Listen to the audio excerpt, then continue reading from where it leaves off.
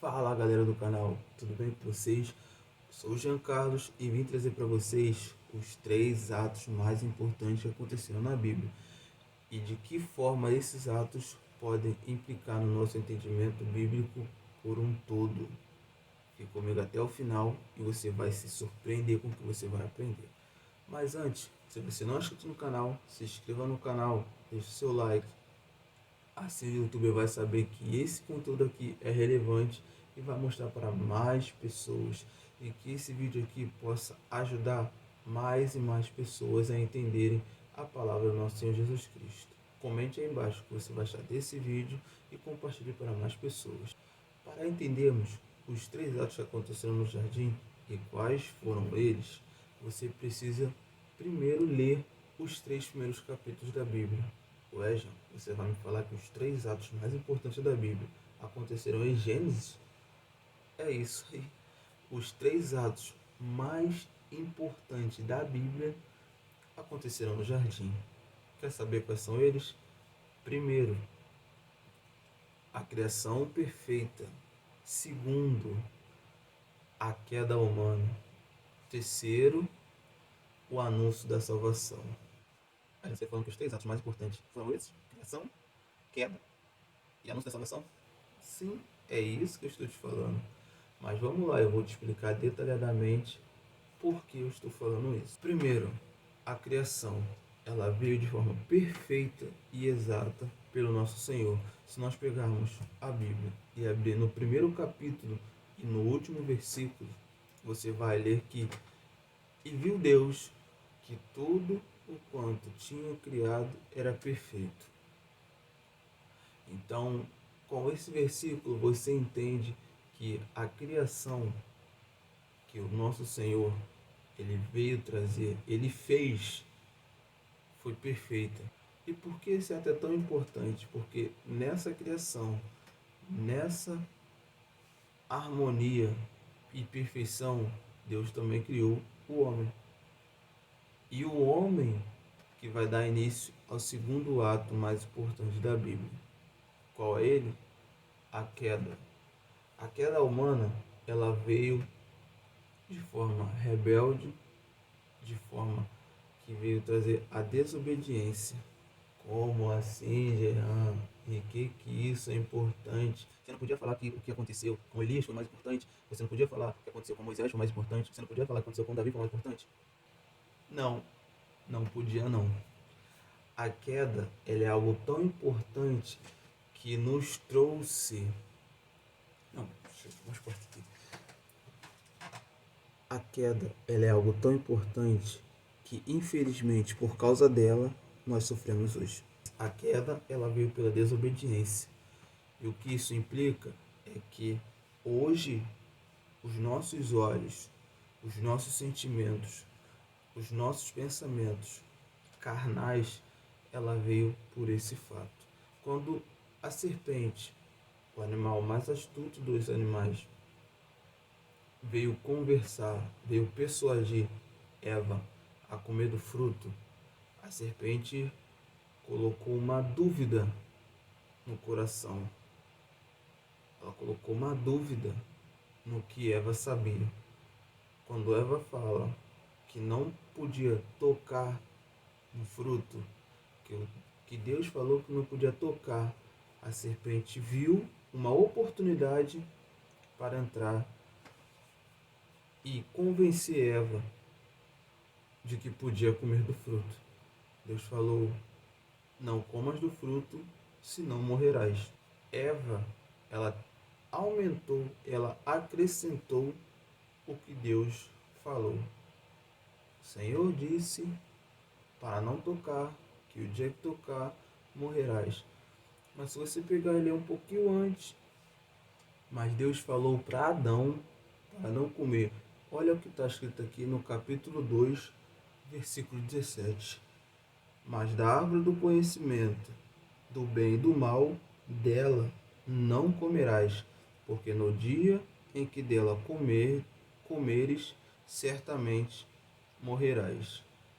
Então, quando Eva fala para a serpente que Deus disse para não tocar, a serpente, opa, peguei. Opa, Deus não falou isso. Então, o erro do homem, o erro do homem é querer acrescentar o que Deus não disse.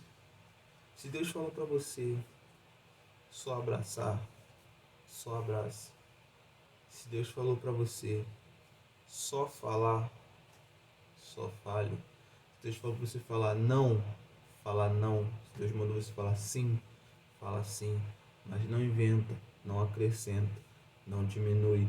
Até porque qualquer coisa que você fizer a mais ou a menos, isso pode desencadear acontecimentos que pode sair do seu controle.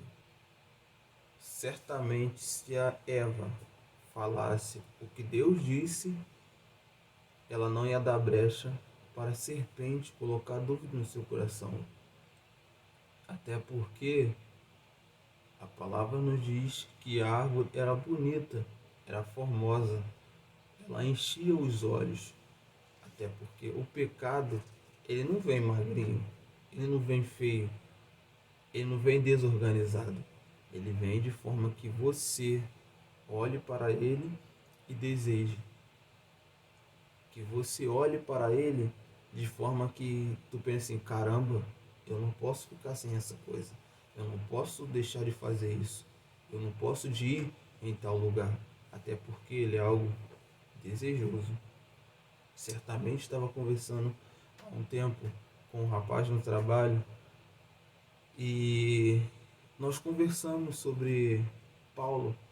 E Paulo fala o mal que ele não quer, isso ele faz. E o bem que ele quer, isso ele não faz.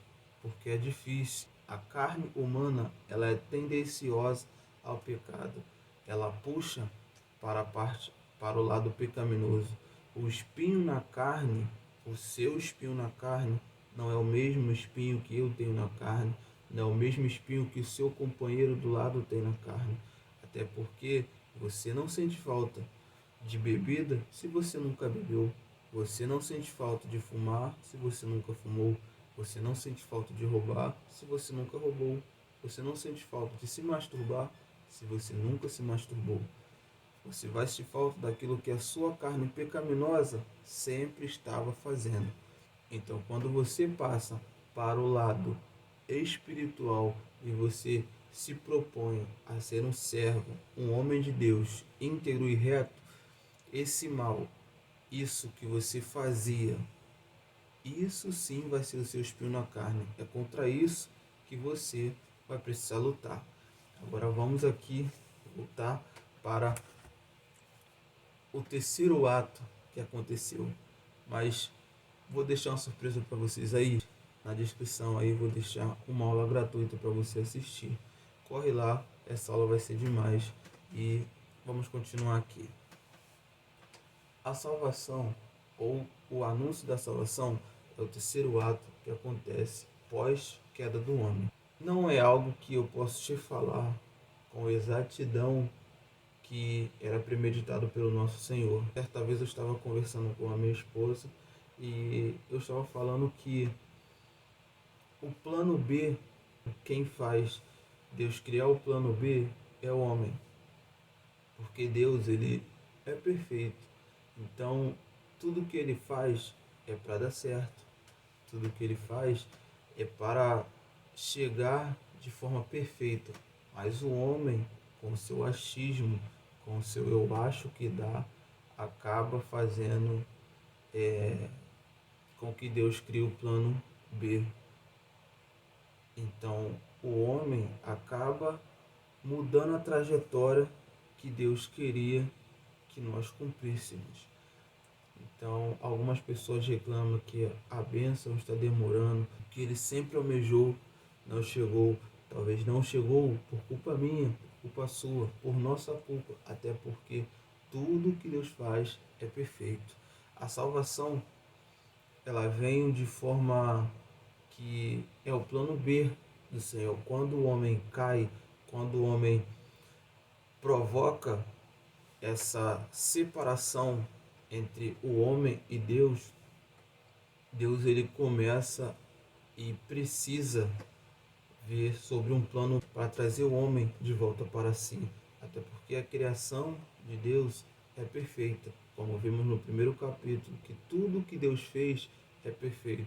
E nós fazemos da criação de Deus uma criação tão perfeita e tão amada que o próprio Deus criou com as próprias mãos. Então nós entendemos que quando o homem cai e Deus pergunta onde está o homem, onde Adão está, e o homem se depara com uma distância enorme entre ele e Deus, Deus começa a dar início a um plano B, que é o anúncio da salvação. Então, nós entendemos que quando Deus pergunta, Adão, onde estás? Isso não é uma pergunta geográfica, até porque o nosso Deus, ele é onisciente. Mas essa pergunta, ela vai além da compreensão humana. Ela vai de forma que ela ecoa até os dias de hoje, perguntando, homem, aonde tu estás? Quando Deus pergunta isso para Adão, ele quer dizer para Adão, Adão, o que você fez? Olha aonde o seu pecado te levou. Adão, cadê a santidade que eu te dei? Adão, o que você fez com a perfeição que eu te dei? Então, essa pergunta, Adão, onde estás? Homem, aonde tu estás? Não é uma pergunta geográfica. É uma pergunta, homem, aonde você vai passar a sua eternidade? Porque essa pergunta, ela nos dá alusão agora, pós-Jardim do Éden, que você tem escolha. Quem se coloca no lugar é o homem. O homem que vai decidir se ele vai trilhar o caminho para o céu ou se ele vai trilhar o caminho para o inferno. A salvação, ela é algo excepcional nas nossas vidas. Mas para isso acontecer, você precisa crer na salvação. Você precisa crer que esse anúncio da salvação veio falando do nosso Senhor Jesus Cristo.